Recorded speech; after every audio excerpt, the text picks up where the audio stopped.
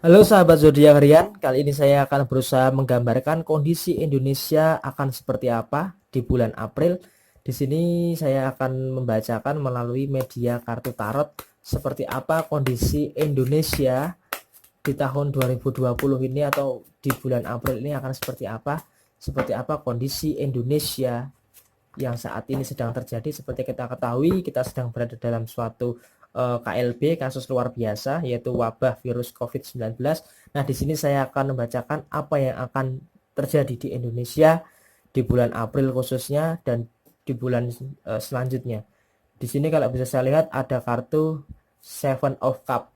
Seven of Cup ini menggambarkan sepertinya di bulan ke-6 atau paling lama bulan ke-7 lah kondisi wabah COVID-19 atau SARS-CoV-2 ini akan segera berakhir. Jadi bisa dilihat di sini seperti prediksi saya di video yang sebelumnya bahwa ketika masuki akhir bulan ke-6 wabah ini akan berakhir, dan di sini sepertinya ada rasa sukacita, rasa kegembiraan bagaimana setelah wabah ini berakhir. Jadi ketika selesai kasus ini selesai akan ada rasa kegembiraan, munculnya harapan-harapan baru dari masyarakat terhadap pemerintah dan terhadap kehidupan Indonesia yang lebih baik lagi. Tetapi setelah itu harus berhati-hati. Karena apa? Karena setelah wabah ini berakhir, Indonesia harus segera menata ulang bagaimana cara untuk memperbaiki kondisi Indonesia yang sudah semi lockdown seperti saat ini. Di sini ada kartu Pack of Swords, artinya Indonesia akan menghadapi berbagai permasalahan lagi setelah kasus ini berakhir. Nah, permasalahannya itu apa? Di sini kalau bisa saya lihat permasalahan itu bertubi-tubi menghantam Indonesia. Sepertinya dari awal tahun 2020 Indonesia sepertinya dihantam oleh banyak sekali yang namanya masalah. Ketika di awal tahun sudah dilanda banjir, kemudian ada kasus politik yang berkembang tidak sehat, kemudian ada kasus wabah virus COVID-19 ini. Jadi sepertinya hal itu masih terus terjadi di di fase-fase ini. Jadi akan ada banyak sekali masalah yang saat ini sedang Indonesia hadapi. Nah, ketika masalah itu bertubi-tubi, Indonesia butuh yang namanya sang pencerah. Nah, siapakah sang pencerah ini? Di sini kalau bisa saya lihat, sang pencerah ini adalah kita masyarakat. Kenapa bisa kita masyarakat adalah sang pencerah? Kenapa bukan Presiden Joko Widodo atau bukan menteri, bukan raja? Kenapa masyarakat yang menjadi seorang pencerah? Karena di sini Indonesia adalah menganut sistem kedaulatan rakyat, di mana kepemimpinan tertinggi itu berada di tangan rakyat, sehingga ketika kita yang berada di grassroots ini berada dalam kondisi yang baik, maka kehidupan di Ibu Pertiwi ini akan lebih baik lagi. Nah, di sini sepertinya akan ada permasalahan dari sisi bencana alam. Kenapa saya katakan dalam sisi bencana alam? Karena di sini sepertinya ada kartu strength. Mungkin bencana alamnya akan berkaitan erat dengan yang namanya perusakan hutan. Mungkin bisa kita lihat mungkin banjir, terus kemudian mungkin tanah longsor, mungkin juga bisa terjadi keretakan tanah, pergeseran tanah yang diakibatkan oleh yang namanya ulah manusia, keserakahan manusia, ketamakan manusia untuk mengeksploitasi itu semua. Nah, di sisi lain di sini juga bisa kita lihat, kita gambarkan sepertinya akan ada suatu pemimpin yang akan menyelesaikan masa tugasnya dengan baik.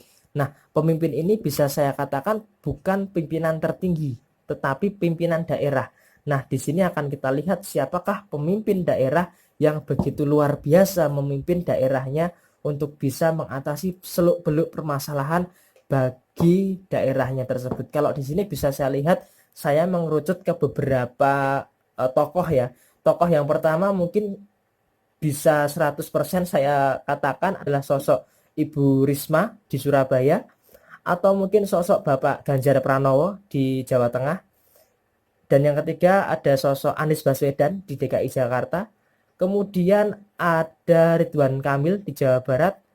Kemudian juga ada yang terakhir ada Edi Rahmayadi di Sumatera Utara. Sepertinya tokoh ini sepertinya akan mendominasi beberapa bulan ke depan. Jadi bisa kita lihat sebenarnya tokoh-tokoh ini yang akan mendominasi di beberapa bulan ke depan. Nah, kenapa kok bukan Bapak Jokowi? Karena di sini saya katakan Bapak Jokowi berada di fase akhir kepemimpinannya, di periode terakhir. Jadi Bapak Jokowi itu bekerja tanpa beban, jadi tidak memikirkan kondisi politik lagi setelah ini. Beliau mau kemana itu ya terserah Bapak Jokowi, mau main-main sama Jan Etes, mau apa makan sang pisang, mau ke Markobar, itu suka-suka Bapak Jokowi. Nah, di sini kalau bisa saya katakan kelima tokoh tadilah yang sepertinya akan menjadi role model di Indonesia nantinya. Nah, ketika hal itu terjadi, maka jelas akan ada yang terpilih salah satunya. Nah, yang terpilih nanti mungkin di tahun 2024 akan menjadi sosok pencerah atau sosok pemimpin selanjutnya bagi negara Republik Indonesia. Tetapi yang namanya pro kontra itu wajar, karena yang namanya pro kontra sampai saat ini pun di tengah kasus maraknya kasus wabah ini pun masih ada yang segelintir oknum yang mempolitisasi kasus ini. Nah, ini sangat kurang ajar sekali. Bagaimana kok kasus seperti ini masih sempat-sempatnya dipolitisasi. Nah, di sini juga seharusnya kita tidak boleh yang namanya menyebarkan berita-berita yang berkaitan dengan politik di tengah kondisi negara kita yang seperti ini. Kemudian akan ada suatu kekacauan atau saya melihatnya sepertinya ada bencana gempa ya. Gempa yang akan melanda di beberapa wilayah di Indonesia, terutama di bagian Sulawesi, kemudian ada Jawa, kemudian ada mendekati Bali, mungkin NTT ya, NTT atau NTB. Nah, mungkin hal itu masih akan terjadi di beberapa waktu ke depan untuk masalah bencana gempa. Nah, di sini sepertinya Indonesia harus lebih banyak bermuhasabah, berintrospeksi diri. Jangan sampai hanya karena masalah perbedaan politik tadi menjadikan kita itu saling berantem, saling bertengkar. Karena kita tuh nggak elok itu loh, berantem hanya karena masalah berbeda pilihan. Karena bukankah Indonesia itu Bhinneka Tunggal Ika yang berbeda-beda tetapi tetap satu. Nah, hal ini yang seharusnya bisa kita jadikan suatu introspeksi diri. Kemudian ada masalah kondisi keuangan yang Indonesia agak sedikit fluktuatif, naik turun, bagaimana nilai tukar rupiah melemah. Tapi ya ini wajar sih, sebenarnya wajar, bisa katakan wajar, karena setiap tahun kondisi kita juga terkadang melemah, terkadang juga menguat. Jadi itu semua sih adalah hal yang wajar yang tidak terlalu dibesar-besarkan lah untuk kondisi masalah keuangan di negara kita, negara Republik Indonesia. Kemudian di sini saya juga melihat sepertinya akan ada suatu peristiwa besar. Ada satu peristiwa besar yang sepertinya akan terjadi di tahun 2020 ini. Peristiwa besar ini sepertinya berkaitan erat dengan adanya prestasi, sebuah prestasi yang cukup membanggakan bagi negara kita. Nah, di sini mungkin bisa berkaitan dengan olahraga, bisa berkaitan erat juga dengan ekonomi, juga bisa berkaitan erat dengan itu. Pokoknya akan ada prestasi yang Indonesia akan dapatkan di tahun 2020 ini. Tetapi walaupun begitu, dengan adanya prestasi seperti itu, Indonesia harus mengebut pembangunan, mengebut infrastruktur, karena setelah wabah virus corona ini berakhir, maka Indonesia harus segera mengebut pembangunan infrastruktur agar bisa selesai tepat pada waktunya. Ketika infrastruktur itu selesai tepat pada waktunya, maka itu akan mendapatkan suatu pendapatan tambahan bagi negara kita. Tapi walaupun begitu, Indonesia harus tetap bagaimana bisa menghidupi kehidupan rakyatnya. Subsidi bagi rakyat miskin melalui bantuan PKH, terus kemudian bantuan-bantuan yang lainnya, itu seharusnya bisa direalisasikan dan bisa diwujudkan lebih tepat sasaran lagi. Karena apa? Karena ketika kita lihat di bawah, sepertinya bantuan kita itu ada segelintir oknum yang saya katakan mempolitisasi, atau yang seharusnya dapat malah tidak dapat. Nah, ini mungkin di beberapa daerah masih seperti itu saya melihatnya. Nah, hal ini tidak boleh terjadi lagi. Karena apa? Karena di sini sang pemimpin kita sedang mati-matian betul, atau Bapak Jokowi sedang mati-matian betul membangun bagaimana Indonesia ini bisa lebih baik lagi. Tetapi di sini bisa kita lihat yang namanya hujatan itu pasti ada. Karena siapapun presidennya itu pasti akan ada lovers dan ada haters. Jadi hal itu sangat wajar sekali bisa kita terima, karena yang namanya benci dan cinta itu mesti ada benci dan ada cinta. Nah, di sini Bapak Jokowi memang basicnya adalah tukang kayu. Di sini dua kartu ini melambangkan sedang membawa tongkat kayu. Nah, di sini beliau sedang berusaha keras. Jadi biarkan beliau bertugas. Kalau salah kita kritik, kalau kebijakannya benar ya kita support. Jadi kita harus jernih begitu loh. Jadi melihatnya kita ketika saya memposisikan saya sebagai pembenci misalnya, ketika Pak Jokowi salah ya saya kritik, ketika Pak Jokowi benar ya saya dukung. Tetapi di sini di sisi lain ketika saya memposisikan diri saya sebagai pecinta Bapak Jokowi. Ketika Jokowi benar, saya dukung 100%. Ketika Bapak Jokowi salah, ya saya tetap harus mengkritik. Tidak boleh saya buta terhadap dukungan seperti itu. Jadi kita harus memposisikan diri kita itu netral. Ketika benar, katakan benar, ketika salah, katakan salah. Nah, ketika hal itu terjadi, maka Indonesia akan menjadi negara yang lebih baik lagi, negara yang tidak hanya menghujat, tetapi negara yang bisa memberikan solusi ketika tidak ada solusi di dalam negara tersebut. Jadi kita harus reaktif terhadap pemerintahan, tapi jangan terlalu jangan terlalu kelewatan batas lah, jangan terlalu kelewat dari koridor dengan menghina dan segala macam. Karena itu semua sudah diatur di undang-undang bahwa menghina presiden itu adalah termasuk tindakan pidana. Memasuki di 4 bulan terakhir tahun 2020 akan ada kekacauan yang cukup signifikan, cukup terjadi, ada bencana-bencana lagi sepertinya, ada kecelakaan juga sepertinya. Nah, hal ini juga harus kita waspadai, jangan sampai hal itu mempengaruhi kondisi negara kita yang saat ini sedang berada dalam kondisi berkembang.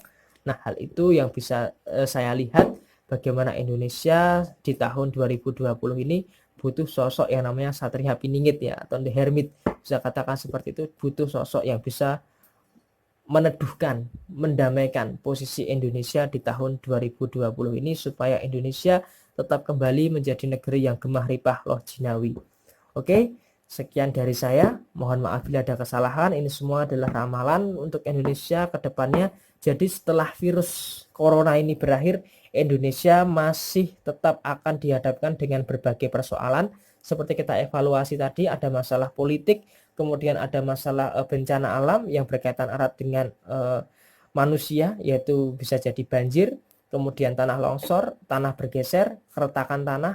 Terus kemudian ada bencana gempa di beberapa wilayah di Indonesia, di Pulau Jawa, Bali, terus kemudian di Pulau Sulawesi, ataupun ada banjir juga sepertinya di Papua.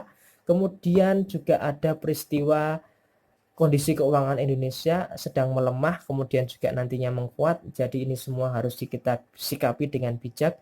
Kemudian akan ada prestasi yang cukup membanggakan bagi Indonesia di tahun 2020 ini.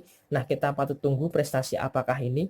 Kemudian dimasuki fase akhir di tahun 2020 ini harus tepat sasaran. Jadi program-program presiden itu harus tepat sasaran. Jadi ketika program presiden itu tepat sasaran, maka semuanya akan berjalan sesuai dengan koridor yang jelas. Kemudian yang terakhir sebagai penutup, yang namanya presiden pasti akan punya pembenci dan pencinta. Jadi ketika kita harus memposisikan diri kita dalam posisi yang netral. Ketika benar ya kita katakan benar, ketika salah kita katakan salah. Karena kedaulatan tertinggi di negara kita adalah kedaulatan rakyat. Jadi pemimpin tertinggi di negara kita adalah rakyat. Jadi presiden itu hanya hanya menghibahkan dirinya untuk mewakili kita. Nah, semoga Bapak Jokowi adalah orang yang amanah, orang yang tepat untuk bisa memimpin Indonesia di sisa masa bakti beliau. Semoga kebijakan-kebijakannya pro rakyat, dan ketika ada kebijakan yang benar kita harus legowo mengatakan benar. Jadi jangan dihujat, jangan dibenci.